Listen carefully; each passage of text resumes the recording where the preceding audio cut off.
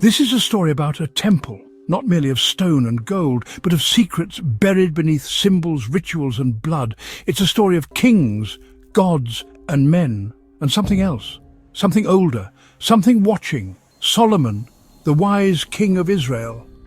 A man said to command legions of spirits, but behind his reputation lay a blueprint, a design not entirely his own.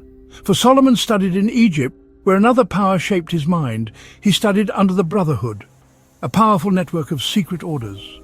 And when he returned home, he built not just a temple to Jehovah, but a lodge for the gods.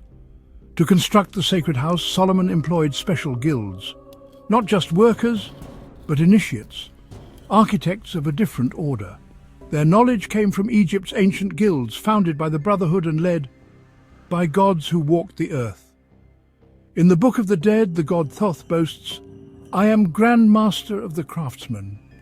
And thus the builders of temples were not simply men, they were priests, sorcerers, and servants of something not entirely human. The guilds endured. Over time they became known by a new name, Freemasons, their origins shrouded in allegory, their rituals echoing the mystery schools of Egypt, their symbols unchanged for millennia. The apron, the most sacred vestment of the Brotherhood, links pharaohs to princes, gods to guilds. Once worn by the divine, now worn by men.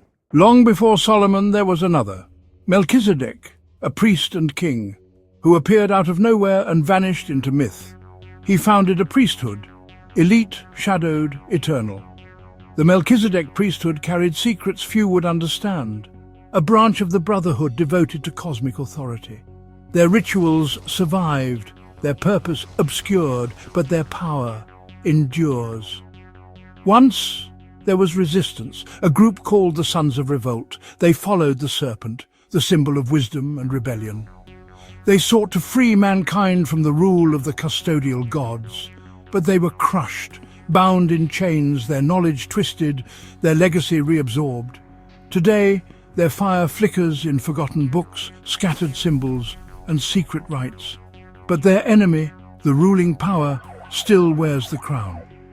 The custodial gods did not die. They withdrew, into myth, into masonry, into machinery. Their temples became vaults, their priests became presidents, their servants became saviors. In every age they guide from behind the veil, through signs, through structures, through bloodlines and brotherhoods, still building, still ruling, still unseen. What Solomon built was not just a monument to the divine, it was a machine, a node in a network, a station in the custodial grid.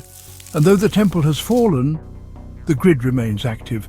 You've just stepped through a door hidden behind golden walls and sacred names, a door to an older truth, one written not in scripture, but in stone, in symbol and in shadow.